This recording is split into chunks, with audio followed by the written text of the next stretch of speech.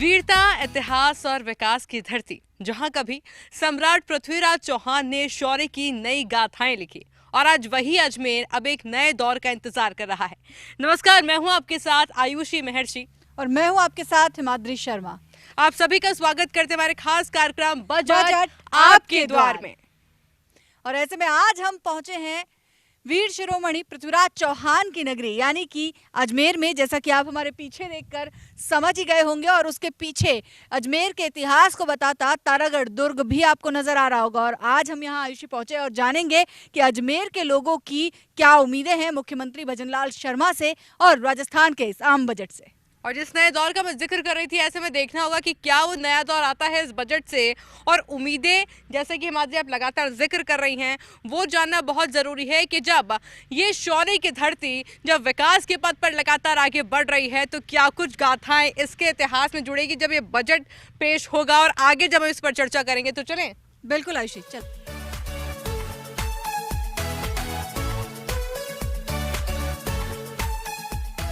और हिमाद्री, अजमेर हम पहुंच चुके हैं। अजमेर की खूबसूरत सड़कें देख रहे हैं और इनसे ये तो हमको अंदाजा लग गया कि विकास अजमेर तक पहुंचा तो है, यानी कि पिछला बजट इंप्लीमेंट तो हुआ है अजमेर में। बिल्कुल आयुषी, पिछला बजट इम्प्लीमेंट हुआ है। आप देख सकती है कि सड़कें यहाँ पर कितनी सही है। और साथ ही साथ जब एक बार बजट से इतनी अच्छी सौगात जब मुख्यमंत्री भजनलाल शर्मा इससे पहले दे चुके हैं, तो इस बार जो है पृथ्वीराज चौहान के शहर की उम्मीदें और भी ज्यादा बढ़ चुकी हैं। और बिल्कुल, और इसलिए देखना होगा कि जो खूबसूरत अलग अलग जगहों पर हम जाएंगे तो वहाँ पे रिएक्शन आखिर लोगों के क्या कुछ होने वाले हैं, क्योंकि जैसा कि हम हर बार करते हैं, इस बार भी हम वही कर रहे हैं। पहले खुद पूरे सिटी को, पूरे संभाग को एक्सप्लोर करना और उसके बाद में लोगों के रिएक्शन जानना, ताकि अगर कुछ क्रॉस करो तो हमारे पास जवाब हो देने के लिए कि हमने भी अजमेर को वाकई में करीब से देखा है। बिल्कुल, और आयुषी अजमेर को करीब से देखना बेहद ज़रूरी भी है, क्योंकि अजमेर पर्यटन के लिहाज से भी बेहद महत्वपूर्ण है। अगर पूरे संभाग की बात करें तो सबसे पहले अगर अजमेर का हम जिक्र करते हैं, पृथ्वीराज चौहान की नगरी है, साथ ही साथ ख्वाजा मोइनुद्दीन चिश्ती की दरगाह यहाँ पर है, और पुष्कर जहाँ पर विश्व प्रसिद्ध ब्रह्मा का मंदिर भी है। तो अच्छा, ये बात तो आप मानेगी हिमाद्री, जहाँ जहाँ पर हम गए हैं अब तक, जितने संभाग हमने कवर किए हैं, वो पर्यटन की दृष्टि से काफी बूझ पर है। तो ये बोलना बिल्कुल गलत नहीं होगा कि पूरा राजस्थान ही पर्यटन स्थल के तौर पर अभी अपने वैश्विक तौर पर पहचान बना रहा है। और इसलिए मुख्यमंत्री भजनलाल शर्मा हो या फिर उप मुख्यमंत्री दिया कुमारी, दोनों का फोकस यही है कि किस तरीके से जो पर्यटन बूस्ट हो रहा है राजस्थान में अलग अलग संभागों में, क्योंकि हर संभाग अपनी यहाँ पर एक अलग पहचान रखता है और इसलिए लोगों को काफी ज्यादा आकर्षित करता है। तो ऐसा क्या किया जाए कि यहाँ पर जो पर्यटन है और भी ज्यादा बूस्ट तो हो ही, और साथ ही जो वेलकम है, चाहे वो बाहर से लोग आते हैं या फिर राजस्थान से टूरिस्ट घूमने आते हैं अलग अलग संभागों से, उनका स्वागत करने के लिए और ज्यादा तैयार हो। बिल्कुल आयुषी, और अगर जब हम पर्यटन की बात करते हैं तो अगर हम अजमेर की बात करें या पुष्कर की बात करें तो एक वेडिंग डेस्टिनेशन के रूप में भी उसको जाना जाता है। कई बड़े रिसोर्ट्स वहाँ पर हैं और दूर दराज से लोग शादियाँ करने के लिए पहुँचते हैं। सिर्फ देश से ही नहीं बल्कि विदेशों से भी लोग वहाँ पर पहुँच रहे हैं लगातार। और साथ ही साथ अगर अजमेर की हम बात करें तो अजमेर में ख्वाजा मोइनुद्दीन चिश्ती की दरगाह है, जहाँ पर लाखों जो दर्शनार्थी हैं चादर चढ़ाई जाती है बड़ी, हम देखते हैं कि लोग पहुंचते हैं। एक बात बताइए माधुरी, अभी आप गाड़ी चला रही है, सामने आपको बहुत सुंदर पहाड़ियां दिख रही है और ऑलमोस्ट हर संभाग में हम लोग खुद गाड़ी चला करके पहुंचे हैं। तो ये तो कहना गलत नहीं होगा ना माधुरी कि रोड क्वालिटी तो बहुत बेहतर हो गई है राजस्थान में, जिसको लेकर पहले कितने सवाल उठे, लेकिन इस डबल इंजन की सरकार ने प्रूव कर दिया कि रोड सेफ्टी और रोड डेवलपमेंट किस हद तक हुआ है राजस्थान में।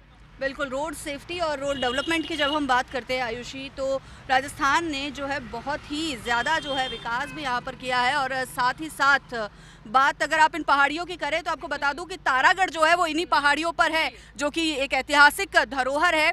और दूसरी बात, अगर पूरे अजमेर संभाग को ले ले तो हमेशा से ही अजमेर संभाग जो है वो शिक्षा का केंद्र भी रहा है। बिल्कुल, क्योंकि शिक्षा से जुड़ी कोई भी अगर खबर आएगी तो सबसे पहले अजमेर से आएगी, और ये कौन बेहतर समझ सकता है, क्योंकि हम लोग अक्सर स्टूडियो में बैठ कर आप तक हर खबर पहुंचाते हैं, हमारी जिम्मेदारी है ये। लेकिन इस बार हमने सोचा कि क्यों ना जो खबरें पहुंचा रहे हैं उनकी तह तक खुद जाए। तो चले माधुरी, और भी जानते हैं अजमेर को करीब से।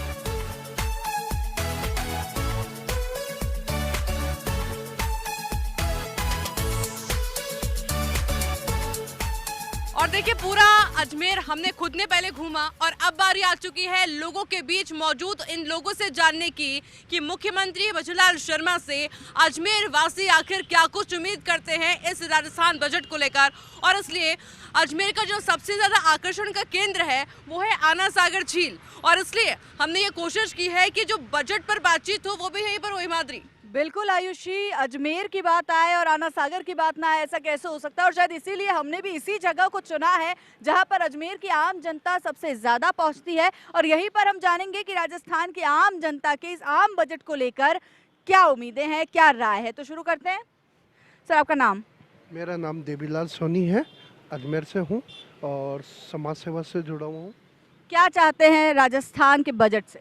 हम चाहते हैं राजस्थान का जो बजट आ रहा है ऐसा आना चाहिए जो गरीब लोग आराम से रह सके। जब अजमेर की बात करते हैं, टूरिज्म की बात आती है, और टूरिज्म की बात आती है तो कहीं ना कहीं जो व्यापारी वर्ग है उसके लिए कई सारी उम्मीदें टूरिज्म लेकर आता है। किस तरह का डेवलपमेंट अजमेर में चाहते हैं? मैम, डेवलपमेंट की यही चाहते हैं कि यहाँ पे जैसे आपने अनासागर झील देख लीजिए, पुष्कर लेक दीजिए, यहाँ पर सफाई के लिए इनको बहुत सारे अभियान चलाने चाहिए। ये रोज़मर्रा की ज़रूरतों के सामान जो उनमें कुछ टैक्स की छूट देनी चाहिए। महिला शिक्षा के ऊपर काम करना चाहिए। महिला सशक्तिकरण को बढ़ावा देना चाहिए। दूसरे नए नए स्कूल कॉलेज महिलाओं के लिए सुरक्षा की दृष्टि से भी काम करना चाहिए। महिलाओं को आत्मनिर्भर बनाना चाहिए। बिजली की दरें हो गई उनको कम करना चाहिए। सौर ऊर्जा को बढ़ावा देना चाहिए। इस तरीके की हम उम्मीद करते हैं भजनलाल सर से कि वो कुछ हमारे लिए करें ताकि आम जनता को फ़ायदा हो। क्या चाहते हैं मुख्यमंत्री भजनलाल शर्मा के इस बार के बजट से, राजस्थान के लिए भी और अजमेर के लिए भी? ट्रांसफ़र पॉलिसी है उसको कंटिन्यू रखे और उसको वरीयता के आधार पर किसी आदमी को कहीं जाना है तो जैसे रेलवे में सिस्टम चलता है ना, तो उसी अकॉर्डिंग मैं चाहता हूँ कि स्टेट गवर्नमेंट में भी हर कर्मचारी की वरीयता को देखते हुए उसकी एप्लीकेशन ले और किसी भी बिना पॉलिटिकल अप्रोच के और ये सारी चीज़ें चलती रहे। अजमेर में एक वाटर स्पोर्ट्स एक्टिविटी करे और इस अनासागर को झील को एक साफ सुथरा रखे। अजमेर को शिक्षा नगरी सर कहा जाता है, तो क्या लगता है कि जो स्कूल है या फिर कॉलेजेस है उनको लेकर के कुछ बड़े फैसले इस बजट में कुछ प्रावधान करना चाहिए ताकि उनमें सुधार हो सके? देखिए, बिल्कुल आपने सही कहा। इस बजट में स्वास्थ्य सेवाओं को लेकर और शिक्षा को लेकर विशेष घोषणा की जानी चाहिए राज्य सरकार द्वारा। जहाँ तक अजमेर की बात है तो अजमेर पर्यटन तीर्थ नगरी है। यहाँ जहाँ एक और तीर्थराज ब्रह्मा जी की नगरी पुष्कर है, वहीं ख्वाजा साहब की दरगाह भी है और पर्यटन की दृष्टि से भी इसका अजमेर का काफ़ी महत्व है। तो हम लोग अपेक्षा करेंगे कि अजमेर में पर्यटन की दृष्टि से निश्चित रूप से राजस्थान सरकार के बजट में विशेष बजट मिलना चाहिए। क्या लग रहा है अजमेर को किस चीज़ की जरूरत है और क्या प्रावधान इस बजट में अजमेर को लेकर होने चाहिए? सर, अजमेर का वासिंदा हूँ, वैसे तो कर्मचारियों को सपोर्ट करता हूँ पर अजमेर का वो होने के नाते वासिंदा, एक तो अजमेर हमारा स्वच्छ रहे, सुंदर रहे। हम देखते हैं कि अजमेर दरगाह में हजारों जायरीन हर साल आते हैं। पर्यटन की दृष्टि से अगर बात करें तो अजमेर में करने को और दिखाने को बहुत कुछ है। क्या लगता है कि बजट में इसको लेकर प्रावधान विशेष होना चाहिए? निश्चित रूप से जिस प्रकार से मोदी जी ने जो विकसित भारत 2047 को देखते हुए जो बजट घोषित किया था उसमें टूरिज्म को लेकर के विशेष प्रावधान अजमेर को भी दिए गए थे। तो इसमें पुष्कर का जो ब्रह्मा मंदिर है वो भी हिंदुओं की श्रद्धा से बहुत महत्वपूर्ण स्थान है, तो वहाँ पर भी एक सर्किट बनना चाहिए। सर, अजमेर की जब हम बात करते हैं तो लोग आते हैं, ख्वाजा साहब के दर्शन करने के लिए आते हैं। दूसरी तरफ बात तारागढ़ की कर ली जाए, 2.5 दिन के झोपड़े की हम बात करें, ब्रह्मा नगरी पुष्कर की बात करें, तो ऐसी कई चीज़ें हैं जो कि इसे एक धार्मिक सर्किट के रूप में विकसित करते हैं। और पृथ्वीराज चौहान की नगरी तो अजमेर को कहा ही जाता है। मेरा नाम पुष्पेंद्र ओझा है और मैं ये चाहता हूँ कि पुष्कर और दरगाह जो हमारे मुख्य पर्यटक स्थल है यहाँ, तो सरकार को इनके लिए विशेष स्पेशल बजट और हेरिटेज जो वॉक है या हेरिटेज पर्यटन बढ़ाने के लिए सरकार को कुछ बजट आवंटित करना चाहिए। और शिक्षा के क्षेत्र में हमारे हाथीखेड़ा के अंदर सैनिक स्कूल के लिए प्रस्तावित है, उसके ढांचा जो उनकी स्कूल बनना है, रोड वगैरह वहाँ उस पर काम होना चाहिए। क्या नाम है आपका? सागर मीणा नाम है मेरा। मैं बेसिकली कांग्रेस से बिलोंग करता हूँ। हमारा ये कहना है कि अजमेर में जो बजट आता है उसमें मेरी तो ये मांग है, मैं जहाँ से आता हूँ अजमेर 2 में दक्षिण और उत्तर, तो अब मैं दक्षिण में आता हूँ, तो हम ये चाहते हैं कि इस बजट में युवाओं को अगर कोई रोजगार देना, हमारे वहाँ मॉल दें, हमारे वहाँ अच्छा रेलवे स्टेशन हो। बजट से क्या चाहते हैं? अभी क्या मांगे? अभी क्या डिमांड? हमारी ये मांग है कि जितने भी यहाँ पे सरकारी स्कूल चल रहे हैं उनको उनके अंदर टीचर्स की नियुक्ति हो, स्टूडेंट्स और जो यूथ है उनके लिए इंफ्रास्ट्रक्चर अच्छा हो, अजमेर के अंदर जॉब्स की रिक्वायरमेंट बढ़े, अपॉर्चुनिटीज़ बढ़े, और जो एजुकेशन सेक्टर है अजमेर का, जिसको एजुकेशन हब कहा जाता है, उसके लिए बड़ा अलग से एक फंड आए, उसी फंड के माध्यम से स्कूल्स, यूनिवर्सिटीज़, कॉलेज उनका जीर्णोद्धार हो। आप क्या चाहते हैं कि बजट में क्या प्रावधान हो जिससे युवा भी प्रगति करे, अजमेर भी प्रगति करे और राजस्थान भी प्रगति करे? जी बिल्कुल, हमें बहुत ही आशा है भजनलाल जी सरकार से, और चूंकि एआई का ज़माना है तो अजमेर जैसा कि आपने कहा शिक्षा की नगरी है, तो मेरी ये डिमांड है कि कहीं ना कहीं एआई से रिलेटेड कोई कॉलेज, कोई इंस्टीट्यूट या यूनिवर्सिटी में कोई कोर्सेज शुरू किए जाएं,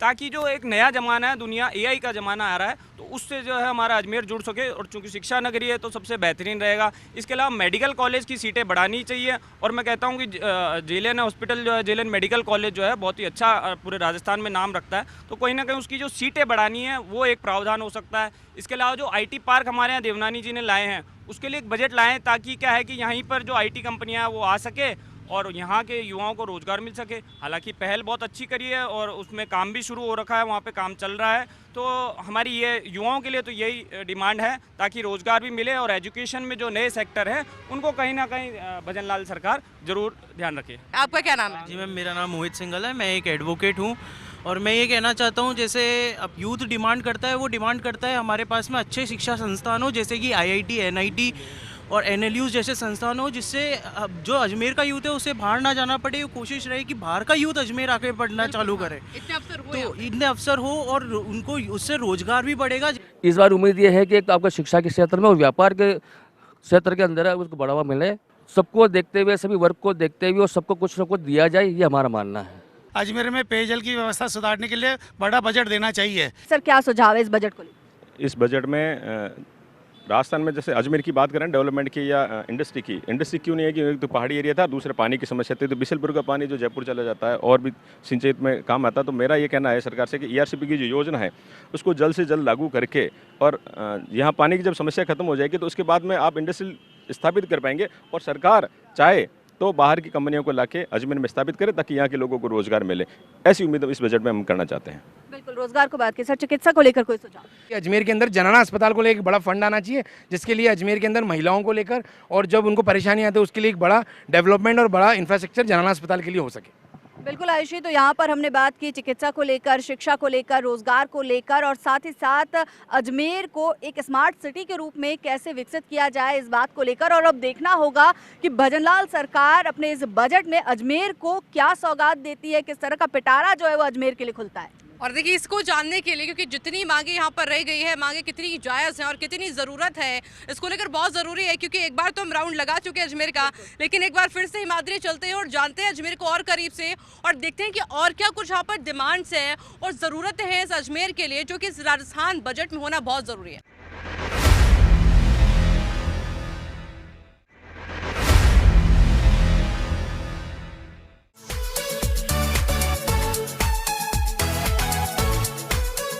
और चलिए आपको लेकर के चलते हैं कॉलेज स्टूडेंट्स के बीच में, कि जब वो पढ़ाई करते हैं तो वो कितना इस बजट को जानते हैं और कितना इस बजट को समझते हैं और कितनी इस बजट से उम्मीदें रखते हैं। बिल्कुल आयुषी, और ये जानना बेहद ज़रूरी है क्योंकि ये यूथ है, आगे आने वाले देश का भविष्य है, तो इन्हें पता होना चाहिए कि बजट में आखिर क्या इन्हें चाहिए, इनके शहर का विकास इस बजट से किस तरीके से हो सकता है। तो शुरू करते हैं। बिल्कुल, आपका नाम? अभिषेक। क्या चाहते हैं राजस्थान के आगामी बजट से मुख्यमंत्री भजनलाल शर्मा? जी मैम, देखो जिस प्रकार से केंद्र सरकार का जो बजट पेश हुआ उसके बाद अब राजस्थान सरकार का बजट आना है। सबसे पहले बात करें हम अजमेर शहर की, तो मुख्यतः हमारे शहर में पानी की सबसे बड़ी डिमांड है। स्टूडेंटों की हम बात करें तो स्टूडेंटों का एक हब बनना चाहिए कोटा की तर्ज पर। यहाँ कहीं ना कहीं ऐसे कार्य करने चाहिए जिससे स्टूडेंट को रोजगार मिले। क्या चाहते हैं आप आगामी बजट से? जैसे कि इस बार यूनियन बजट जो दिल्ली में पेश हुआ उसमें कैपिटल एक्सपेंडिचर बहुत बढ़ाया गया है, तो हम भी चाहते हैं कि राजस्थान के बजट में भी कैपिटल एक्सपेंडिचर बढ़े। बिल्कुल, और ऐसे में आयुषी, जैसा कि हमने देखा कि युवाओं को भी इस बजट से काफ़ी सारी उम्मीदें हैं और चाहते हैं कि अजमेर का विकास हो। जिस तरह से अजमेर को स्मार्ट सिटी कहा जाता है उस तरह का स्मार्ट विकास यहाँ पर दिखाई दे। बजट आने वाला है राजस्थान का, एक छात्र होने के नाते, एक महिला होने के नाते आप क्या चाहती हैं सरकार से? जैसे कि बजट आने वाला है तो बजट ज़्यादा स्टार्टअप पे फोकस रखे, जो जैसे कि अब अनएम्प्लॉयमेंट काफ़ी बड़ा क्वेश्चन मार्क रहता है, अभी लोग पढ़ लेते वगैरह पर, लेकिन बजट के चलते स्टार्टअप पे फोकस रखा जाता है, जिसकी वजह से अब लोग जॉब दे रहे हैं, मतलब जॉब ढूंढने की बजाय वो खुद जॉब दे रहे हैं। अच्छा, आपका नाम क्या है? प्राची। प्राची, अगर आपको एक एंटरप्रेन्योर बनने का मौका मिले, अगर आप अपना बिजनेस खोलना चाहें तो आप क्या करना चाहेंगे? यदि मुझे एंटरप्रेन्योर बनने का मौका मिले और मैं बिज़नेस खोलना चाहूँगी तो अभी मैंने इतना तो सोचा नहीं है, बट मेन फोकस शायद से मैं मेरी पढ़ाई को लेके मैं कोचिंग करियर्स पे ज़्यादा फोकस और उसके अंदर जो महिला है उनको प्राथमिकता ऑफ कोर्स मिलेंगी, जैसा प्राची का कहना है। और मुझे सबसे अच्छी बात जो अजमेर की लगी वो ये, क्योंकि शिक्षा केंद्रित है लोग यहाँ पर, और पढ़ाई को लेकर के सोच रहे हैं, रोजगार को लेकर के सोच रहे हैं। और ये बहुत अच्छी बात कही गई यहाँ पर कि बल्कि आप रोजगार के अवसर आप खुद बनाएं, ऐसा आप खुद एक बिजनेस वुमेन, एक बिजनेसमैन बने, ताकि आपको जॉब लेने की नहीं बल्कि देने की जरूरत पड़े। बिल्कुल। और यहाँ पर शिक्षा के स्तर की बात की जाए आयुषी, तो शिक्षा का स्तर भी जो है काफ़ी ज़्यादा हायर उस पर नज़र आ रहा है, क्योंकि लोग ज़्यादातर शिक्षा की बात कर रहे हैं, अजमेर में एम्प्लॉयमेंट की बात हमसे कर रहे हैं, और साथ ही साथ टूरिज्म को लेकर भी बात कर रहे हैं। तो हमारे साथ एक और स्टूडेंट मौजूद है, इनसे बात करेंगे क्या चाहते हैं राजस्थान के बजट से, क्या होना चाहिए महिलाओं के लिए खास और अजमेर के लिए। जी, मेरा मानना ये है कि जिस हिसाब से अभी हमको जो कॉलेज स्टूडेंट्स हैं, तो जब भी हमारा यहाँ पे पूरा ख़त्म हो जाएगा, उसके बाद हम सब जाएंगे जॉब्स वगैरह के ढूंढने के लिए। तो मेरी ये एक्सपेक्टेशन है, जैसे कि लास्ट ईयर जिस तरह से वैकेंसीज़ जो प्रोमिसेस जो किए गए थे उसके रिगार्डिंग जो है जॉब अपॉर्चुनिटीज़ हमें दी भी गई थी, प्रोवाइड भी करी गई थी। तो मेरा यही मानना है कि इस साल भी जो है गवर्नमेंट जो है इस तरह की वैकेंसीज़ के थोड़ा और बढ़ाए, थोड़ा और जॉब अपॉर्चुनिटीज़ क्रिएट करे। और स्पेशली अगर वुमेन की बात करें तो वुमेन के लिए ऑलरेडी सेंट्रल गवर्नमेंट ने जिस हिसाब से एजुकेशन को लेके और एंटरप्रेन्योरशिप को लेके बजट निकाला है, तो मेरी उम्मीदें राजस्थान गवर्नमेंट से भी यही है कि वो भी इस तरह के सोच विचार कर इस तरह की बात पे। बिल्कुल आयुषी, तो आपने देखा कि मुख्यमंत्री भजनलाल शर्मा से जो है उम्मीदें इस बार लोगों की बहुत ज़्यादा हैं। चाहे हर एक संभाग की बात कर ली जाए, हर एक ज़िले की बात कर ली जाए, लगातार उम्मीदें बढ़ती जा रही है। अजमेर की बात करें तो शिक्षा पर जो है विशेष तौर पर अजमेर के स्टूडेंट्स का फोकस है कि उसको लेकर जो बुनियादी ज़रूरतें हैं उनको बढ़ाया जाए। और देखिए, बहुत ज़रूरी है ये भी हिमाद्री, आपको अच्छा लगा होगा ये जानकर कि जिस जिस संभाग में हम पहुंचे और जिस जिस युवा के बीच हम पहुंचे, वो बजट समझते हैं कि बजट क्या होता है, किस तरह से बजट पेश किया जाता है और उस बजट से उम्मीद क्या क्या की जा सकती है। ये शिक्षा होनी बहुत ज़रूरी है और बड़ी अच्छी बात है कि ये पता भी है। आपका नाम क्या है? जी, मेरा नाम हितेश प्रजापति है। और जो बजट आएगा उसमें मैं अपने कुछ ये विचार देना चाहूँगा कि विद्यार्थी जीवन एवं अनुशासन में जो मुख्य भूमिका निभाने वाली वस्तु है वह किताबें हैं। तो हमारे महाविद्यालय में क्या है कि जो किताबें उपलब्ध हैं वो most of the outdated editions हैं, और जो हमारी यूनिवर्सिटी का सिलेबस है, जो करंट ट्रेंड्स वो मांगते हैं, उनके लिए भी अगर हम कुछ बुकलेट्स चाहते हैं, जैसे प्रतियोगिता दर्पण हो गई, जो उनकी मासिक व वार्षिक सीरीज़ आती हैं, अगर हम उन पर विचार करें तो हमारे महाविद्यालय में वो व्यवस्था अभी भी अवेलेबल नहीं है। तो कहीं ना कहीं मैं ये चाहता हूँ कि राजस्थान सरकार इस पर भी ध्यान दे कि विद्यार्थी जीवन और अनुशासन में जो मुख्य भूमिका निभाती है वो किताबें होती हैं। इस विद्यार्थी जीवन में आपकी जो मित्र बनकर जो सहायक होती है वे किताबें होती हैं, और यदि वही नहीं होंगी तो हम अपना भविष्य कैसे बनाएंगे, अपना भविष्य कैसे सुधारेंगे। इसलिए मैं ये चाहता हूँ कि राजस्थान सरकार इस विषय पर भी ध्यान दे। और देखिए, तभी तो कहते हैं कि पढ़ेगा राजस्थान तभी बढ़ेगा राजस्थान। और अब सीनियर रिपोर्टर मैं शुभम को भी अब बोलूंगी। शुभम जी, क्योंकि आप तो अजमेर में लगातार देख रहे हैं, कई बजट आपने अजमेर के अंदर देखे हैं और उसमें बजट में कितना इम्प्लीमेंट हुआ वो भी आपने देखा, धरातल की तस्वीरें आप दिखाते भी हैं और बताते भी हैं। अब मैं समझना चाहूँगी कि अजमेर में आखिर ज़रूरतें क्या हैं इस बजट में, पूरा कंक्लूड आप बताइए कि क्या ज़रूरतें इस आगामी बजट में अजमेर को लेकर के की जा सकती हैं। जी देखिए, मैं बताऊं, राजस्थान की अगर बात करें, राजस्थान के अंदर जो अजमेर है काफ़ी महत्वपूर्ण रह जाता है, और अजमेर को पहले भी कई सौगातें मिली हैं और कई उम्मीदें इस बार भी है कि अजमेर को कई उम्मीदें हैं कि एजुकेशन को लेकर के, चिकित्सा को लेकर के तमाम मांगें जो हैं वो अजमेर को है। हालांकि अजमेर के अंदर एक मेडिसिटी बनने वाली है तो वो एक बड़ी उपलब्धि अजमेर को मिलेगी। हालांकि बजट के अंदर उसका बजट और बढ़ के आएगा तो हो सकता है कि उसके अंदर और भी चीज़ें देखने को मिले। अगर हम टूरिस्ट हब की बात करें तो वो भी अजमेर बन सकता है, क्योंकि एक धार्मिक सर्किट पूरा यहाँ पर क्रिएट हो रहा है, उसको लेकर क्या कुछ सुझाव रहेंगे?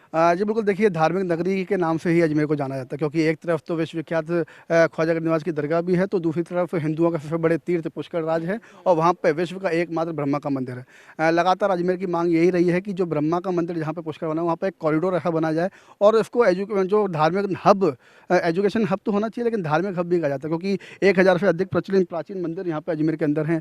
2 धर्मों को जोड़ती हुई गंगा जमुनी तहजीब अजमेर के अंदर है, और अजमेर खाली राजस्थान या भारत में ही नहीं, पूरे विश्व के अंदर अपनी अपनी एक अलग पहचान रखता है। तमाम देश के जब उर्फ का मेला आता है तो तमाम देशों की चादर यहाँ पे आती है। जो देश हमारा दुश्मन है पाकिस्तान, उसके जायरीन भी अजमेर आते हैं, क्योंकि वो जो एक समझौता रखा है वो समझौते के तहत वो यहाँ पे आते हैं। तो अजमेर को अगर धार्मिक रूप से भी अगर डेवलप किया जाएगा तो अजमेर के अंदर कई चीज़ें हैं। ब्रह्मा का मंदिर के साथ साथ जैनियों का भी एक बड़ा स्तर है, साथ के साथ अदर समाजों के भी अगर बात करें तो बड़े धार्मिक स्थल यहाँ पे माने जाते हैं। लेकिन पुष्कर जो है उसका फोकस ये होना चाहिए कि पुष्कर के जो डेवलपमेंट है उसको कहीं ना कहीं कॉरिडोर मिल जाना चाहिए, ताकि अजमेर के अंदर जो लोग बाहर से आ रहे हैं लाखों की संख्या के अंदर, रोज के मतलब रोज के नहीं तो महीने भर के अंदर लाखों की संख्या के अंदर जायरीन और जो यात्री हैं, जो धार्मिक लोग हैं वो यहाँ पे आते हैं। तो कई ट्रेन को यहाँ पे जोड़ने की जरूरत है। हालांकि स्टेशन जो है उसका विस्तार किया जा रहा है। ट्रेन अगर जोड़ेंगे तो जो लोकेलिटी है वो भी पब्लिक के लिए जो आवागमन ट्रांसपोर्टेशन है वो अच्छा हो जाएगा, तो ऑटोमेटिकली डेवलपमेंट बढ़ेगा। तो यात्री भी बहुत बाहर से आते हैं, तो कहीं ना कहीं धार्मिक हब भी अजमेर को बनाना चाहिए। बिल्कुल आयुषी, तो जैसा कि हमने पूरा अगर हम इसे कंक्लूड करें तो अजमेर हर मायनों में बहुत बेटर है और अब ज़रूरत है और उम्मीद भी है मुख्यमंत्री भजनलाल शर्मा से कि सुविधाओं को और भी ज़्यादा विकसित किया जाए, स्मार्ट से स्मार्टेस्ट सिटी जो है वो अजमेर को बनाया जाए।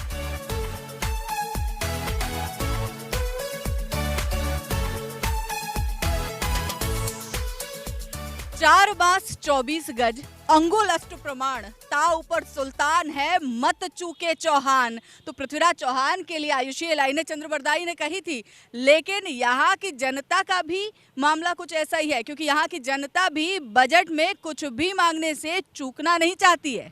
बिल्कुल, क्योंकि देखिए हमारी जो पहल थी वो भी यही थी, हमारी कोशिश भी यही थी कि हर संभाग तक लोगों तक पहुंचना और उनकी ज़रूरतों को, उनकी मांगों तक अपने मुख्यमंत्री तक पहुंचा सके। वो इसी कोशिश के साथ में फॉर्स इंडिया हर संभाग तक पहुंचा। लेकिन जब अजमेर हम पहुंचे और हमने काफ़ी लोगों से बात करी, आपने देखा युवाओं से बात करी, महिलाओं से बात की, उद्योगपतियों से बात की और हर सेक्टर को छूने की हमने कोशिश की। और शिक्षा के क्षेत्र में जिस तरह का विकास अजमेर में हुआ है, एक प्रोमिनेंट रोल जो अजमेर निभा रहा है, वो वाकई में काबिल तारीफ है। बिल्कुल आयुषी, हमने बात की शिक्षा को लेकर, हमने बात की चिकित्सा को लेकर, हमने बात की एक जो टूरिज्म सर्किट है उसे बनाने को लेकर, और साथ ही साथ यहाँ के लोगों की उम्मीदें भी सरकार से बहुत ज़्यादा है, इस बजट से बहुत ज़्यादा है, और ख़ास तौर पर युवाओं की उम्मीदें बहुत ज़्यादा हैं इस बार। और शिक्षा का हब जैसा कि अजमेर माना ही जाता है, और ऐसे में शिक्षा के क्षेत्र में और ज़्यादा अजमेर प्रगति करे, इस तरह की सोच जो है वो यहाँ के लोगों की है। और अब इंतजार इस बात का करना होगा हिमाद्री, जब बजट पेश होता है